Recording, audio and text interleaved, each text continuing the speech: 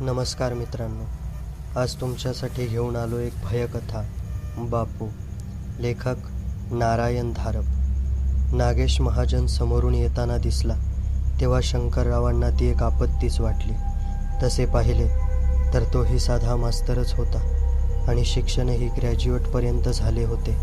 पण त्याच्या वागण्यात, बोलण्यात स्वतःबद्दलचा एक विलक्षण गर्व आणि दुसऱ्याला कमी लेखण्याची वृत्ती होती. त्यामुळे त्याच्या सहवासात शंकररावांना फार अस्वस्थ वाटत असे. शंकररावही एका शाळेत शिक्षक होते. रिटायर्ड होताना निवृत्ती समारंभाच्या वेळेस त्यांच्याकडे बरीचशी रक्कम जमली होती.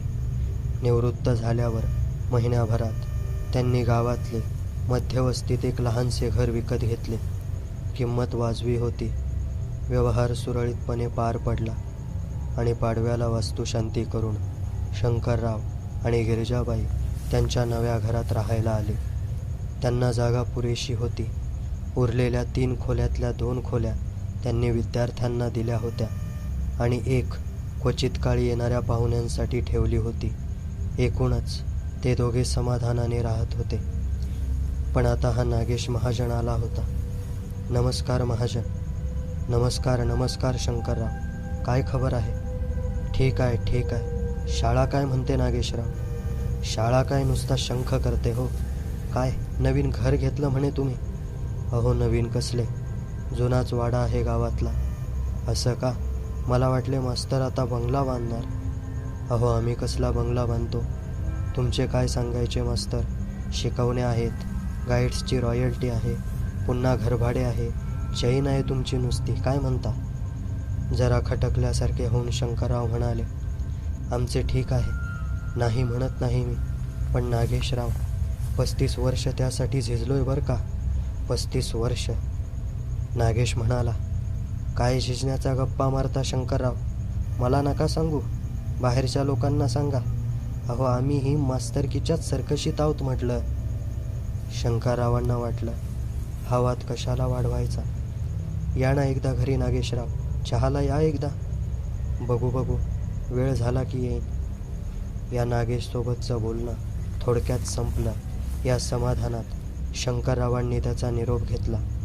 त्याला काही काम नसते हे त्यांना माहीत होते, पण त्या सबबीवर तो घरी आला नाही तर त्यांना आता काही वाईट वाटणार नव्हते. त्याला आलेल्या अपयशामुळे त्याच्या मनात आपल्या यशस्वी आयुष्याबद्दल हेवा असला पाहिजे ही गोष्ट सहजपणे शंकररावांना समजत होती. त्याच्यापुढे आपल्या पैशाचं प्रदर्शन करण्याची त्यांची अजिबात इच्छा नव्हती आणि ही भेट शंकरराव सहजगत्या विसरून गेले. शाळेचा कसला तरी महोत्सव होता. त्यावेळी शंकररावांना आमंत्रण आले. तेथे नागेशची गाठ पडली. तेव्हा त्यांच्या ध्यानात ही मागची भेट अजिबात नव्हती. पण चहाच्या वेळी नागेशनेच त्यांना आठवण दिली. हां काय मास्तर, काय म्हणताय? ठीक? ठीक आहे ठीक आहे. आमचे काय आता, आम्ही रिटायर्ड लोक. मग आम्हाला घरी केव्हा बोलावणार? अहो मी सांगितले नाही का, केव्हाही या की चहा पाण्याला. तोंडाने बोलवता खरे शंकरराव, पण घर कुठे, नाव काय, पत्ता काय हे तर अगदी गुलदस्त्यात ठेवता. छान आहे की आयडिया. थोड्याशा रमलेल्या चेहऱ्याने शंकररावांनी त्याला घरची खूण व नाव सांगितले. तरीही तो 2-3 दिवसांनी एका संध्याकाळी 7च्या सुमारास जेव्हा त्यांच्या घरी हजर झाला तेव्हा त्यांना जरा आश्चर्यच वाटले. पण त्यांनी अगदी मनापासून त्याचे स्वागत केले. या या नागेशराव या. तो आत आला. घर जुन्या बांधणीचे असले तरी शंकररावांनी आत थोडा बहुत खर्च करून बराच अद्ययावतपणा आणला होता. नागेशला ते सारे पाहून आश्चर्य वाटल्यासारखे दिसत होते.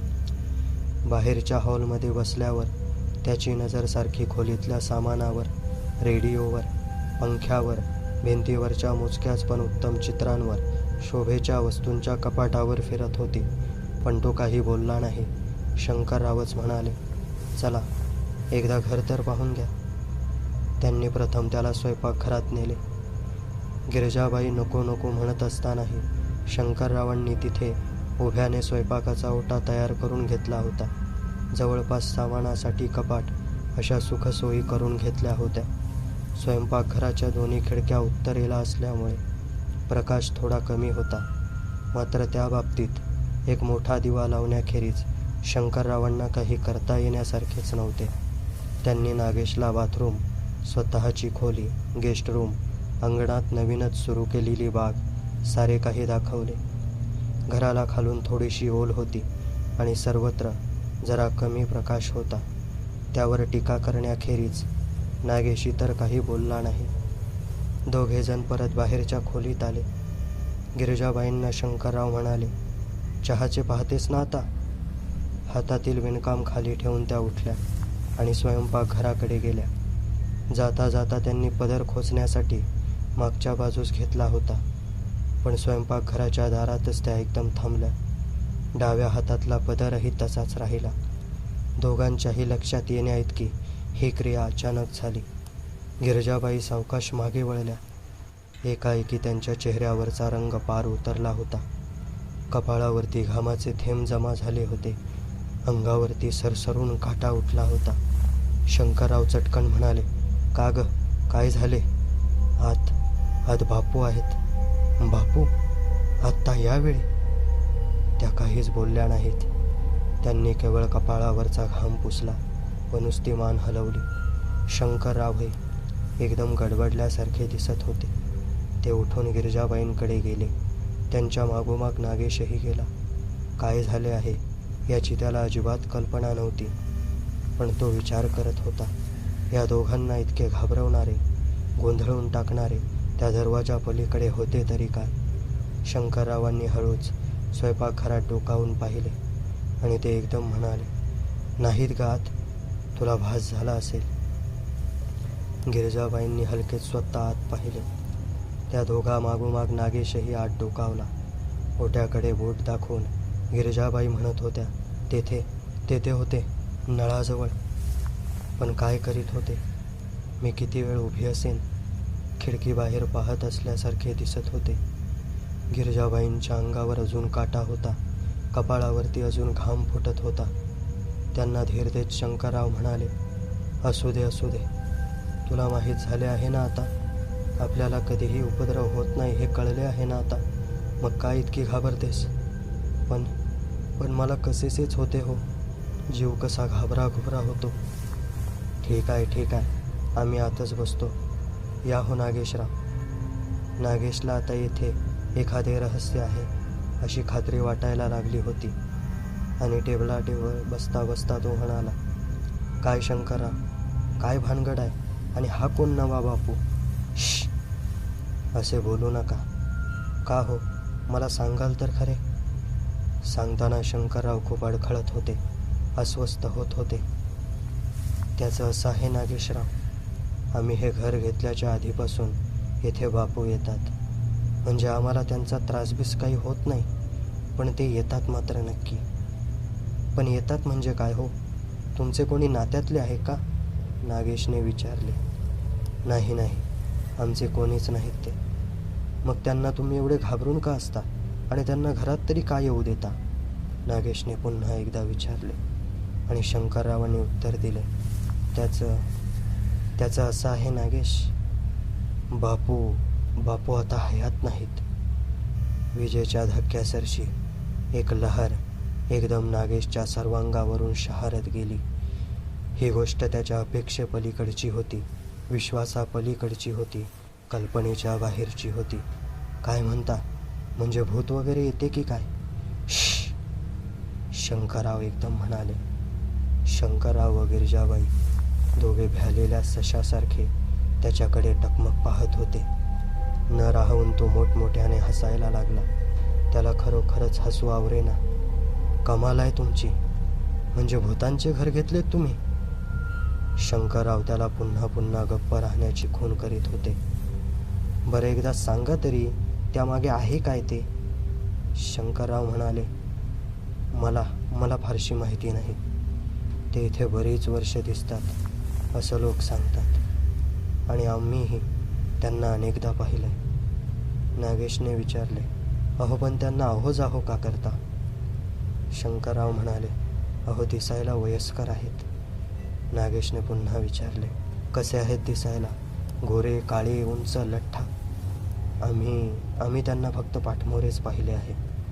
फक्त पाठमोरे? हो. तोंडाकडून ते दिसत नाहीत म्हणजे ते कोणाकडे सहसा तोंड करून उभे राहत नाहीत. पण का? नागेशराव, या गोष्टीत विनाकारण कशाला शिरायचं आपण? अहो पण सांगा तर खरे. लोक असं म्हणतात आणि मी असं ऐकलं आहे की. ठीक आहे, जे काय असेल ते सांगा पटकन शंकरराव. की जिवंतपणी माणसाला त्यांचा चेहरा दिसत नाही.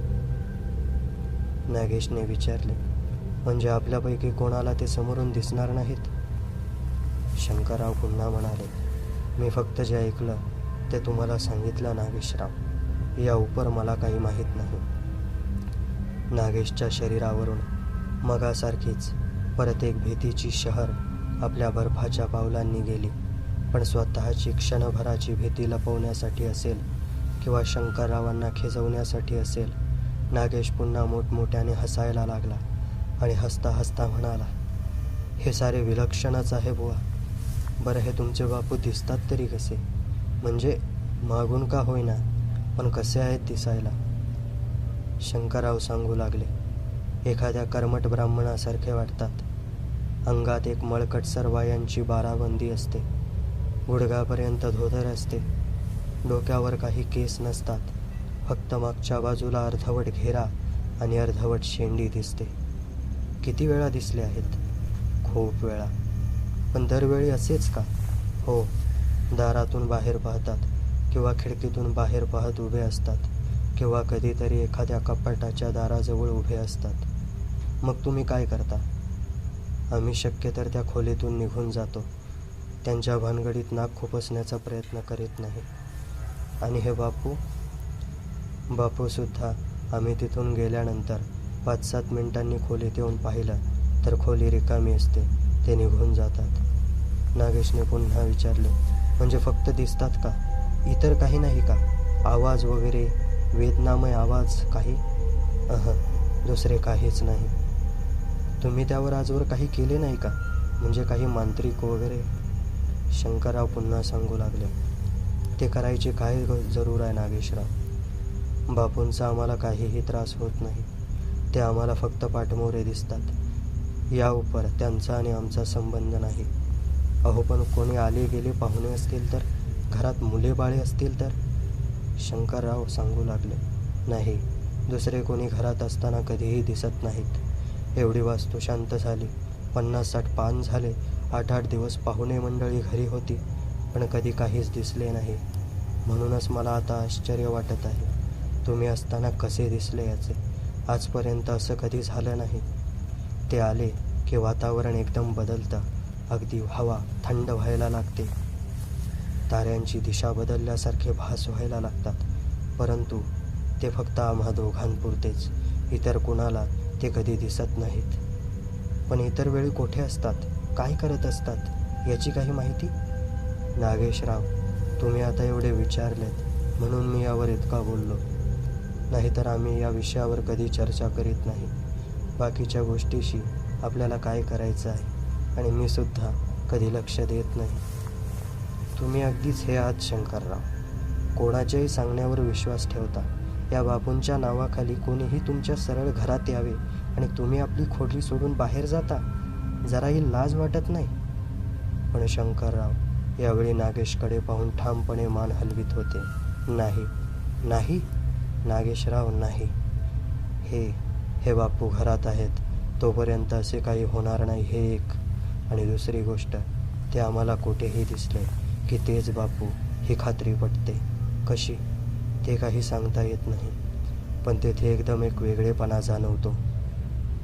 तिथे सर्व देहभान हरपते. थंड वाऱ्याची झुळूक येते. मानेवरून एक लहर शिरशिर करत जाते. असं वाटतं जसं कुणीतरी बर्फाचा गोळा मानेवरती ठेवला आणि पाण्याची एक धार सरळ पाठीवरून सरसरत गेली आणि खात्री पटते की समोर बापूच आहेत. नागेश म्हणाला, पण आपण प्रत्यक्ष पाहिल्याशिवाय काही या गोष्टीवर विश्वास ठेवणार नाही. आणि नागेश उठला. नागेशराव, काही काही गोष्टी अशा असतात की माणसाने त्या पडताळून पाहण्याच्या भरीस पडू नये. विषयाची परीक्षा कशाला घ्यायची? परंतु या उलट्या तर्कवादाने नागेश पुन्हा म्हणाला, शंकरराव, तुमच्यासारखेच सारे भित्रेस आहेत असे समजता का तुम्ही? माझी गणना तुमच्यात करू नका. ज्यावेळेस बापू समोर येतील त्यावेळेस खडसावून जाब विचारेन. थोड्याशा त्रासिक आवाजात शंकरराव म्हणाले, नागेशराव, तुम्हाला कल्पना नाही, नाहीतर या गोष्टी तुम्ही अशा थट्टेवारी नेल्या नसत्या.